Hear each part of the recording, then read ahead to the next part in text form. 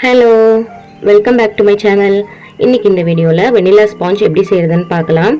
அதுக்கு first room டெம்பரேச்சரில் இருக்க 2 முட்டையை எடுத்து உடச்சிக்கலாம். அது கூடவே ஒரு பிஞ்ச் அளவுக்கு நான் சால்ட் ஆட் பண்ணிக்கிறேன். முட்டை கண்டிப்பாக ரூம் டெம்பரேச்சரில் தான் இருக்கணும். ஃப்ரிட்ஜில் வச்சுருந்திங்கன்னா 2 hours முன்னாடியே எடுத்து வெளியே வச்சுட்டு அப்புறமா யூஸ் பண்ணுங்கள். இந்த பிஞ்ச் அளவுக்கு சால்ட் போடுறேன். இது ஆப்ஷனல் தான். இப்போ முட்டையோட கலர் சேஞ்ச் ஆகிற வரைக்கும் ஸ்லோ ஸ்பீடில் வச்சு பீட் பண்ணிக்கலாம். அதனோட கலர் சேஞ்ச் ஆனதுக்கப்புறம் நம்ம எடுத்து வச்சுருக்க சுகரை 3 பார்ட்டாக ஆட் பண்ணணும். ஸ்பாஞ்ச் பண்ணுறதுக்கு கிரானுலேட்டட் சுகர் தான் யூஸ் பண்ணணும். அதாவது பொடி பண்ணாத சர்க்கரை யூஸ் பண்ணிங்கன்னா தான் கொஞ்சம் நல்லா ஹைட்டு கிடைக்கும்.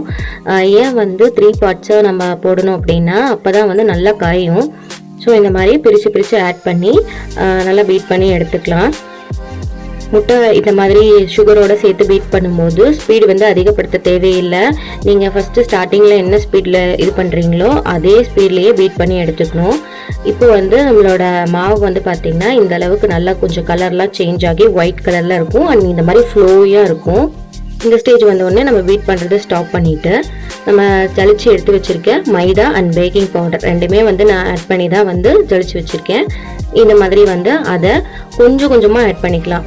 எப்படி சுகர் ஆட் பண்ணமோ அதே மாதிரி 3 பேட்சஸாக ஆட் பண்ணி லைட்டாக இந்த மாதிரி மிக்ஸ் பண்ணணும்.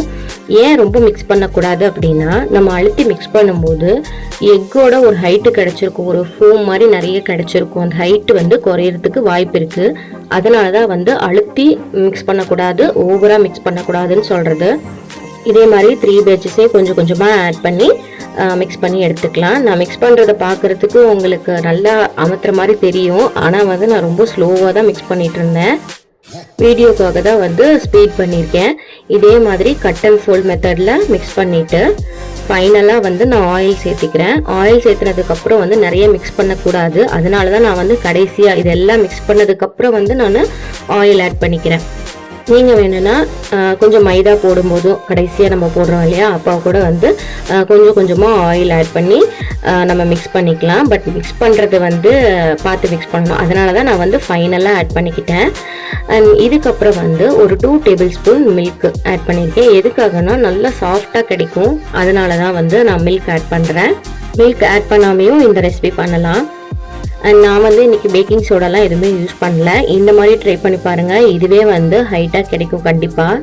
நான் இன்றைக்கி சொல்லியிருக்க ரெசிபி பார்த்தீங்கன்னா 1/2 kg பேட்டர் சொல்லியிருக்கேன். அதாவது 1/2 kg கேக்குக்கு 1/4 கிலோ ஸ்பாஞ்ச் அந்த அளவு தான் சொல்லியிருக்கேன். இப்போ ஃபைனலாக வெனிலா எசன்ஸ் ஆட் பண்ணி மிக்ஸ் பண்ணிவிட்டு டின்னு நம்ம க்ரீஸ் பண்ணி வச்சுருக்கணும். நீங்கள் பேப்பர் கூட போட்டிருக்கலாம், பட்டர் பேப்பரும் போட்டுக்கலாம்.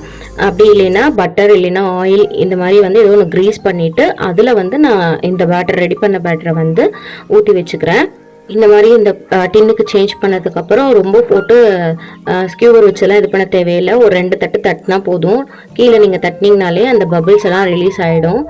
அண்ட் இந்த ப்ராசஸில் பண்ணும்போதே நம்ம ஓவனை ப்ரீஹீட் பண்ணிடணும். ஸோ நான் 180 டிகிரிக்கு 10 மினிட்ஸ்க்கு ப்ரீஹீட் பண்ணி வச்சுருக்கேன். அதில் இப்போது நம்ம பபிள்லாம் ரிலீஸ் பண்ணதுக்கப்புறம் 180 டிகிரியில் 25 to 30 மினிட்ஸ் நம்ம எடுக்கிற டின் சைஸை பொறுத்து. இது 5 inch டின்லேயும் பண்ணலாம், 6 inch டின்லேயும் பண்ணலாம். ஸோ 25 மினிட்ஸ் முடிச்சதுக்கப்புறம் நீங்கள் ஒரு டூத்பிக் வச்சு இந்த மாதிரி நடுவில் குத்தி பார்த்தீங்கன்னா ஒட்டாமல் வரணும். அந்த மாதிரி வந்துச்சுன்னா ரெடி ஆயிடுச்சுன்னு அர்த்தம். இதை கம்ப்ளீட்டாக கூல் டவுன் பண்ணதுக்கப்புறம் நம்ம எடுத்துக்கலாம்.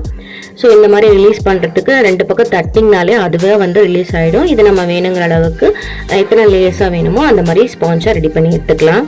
உங்களுக்கு பார்க்கும்போதே தெரிஞ்சிருக்கும் எவ்வளோ சாஃப்டாக இருக்குன்னு. நீங்களும் இந்த ரெசிபி ட்ரை பண்ணி பார்த்துட்டு எப்படி இருக்குன்னு கமெண்ட்டில் சொல்லுங்கள். நெக்ஸ்ட் என்ன ரெசிபி வேணுங்கிறதையும் கமெண்ட்டில் சொல்லுங்கள். இந்த வீடியோ உங்களுக்கு பிடிச்சிருந்ததுன்னா like, share, comment and subscribe பண்ணிக்கோங்க. பாய்.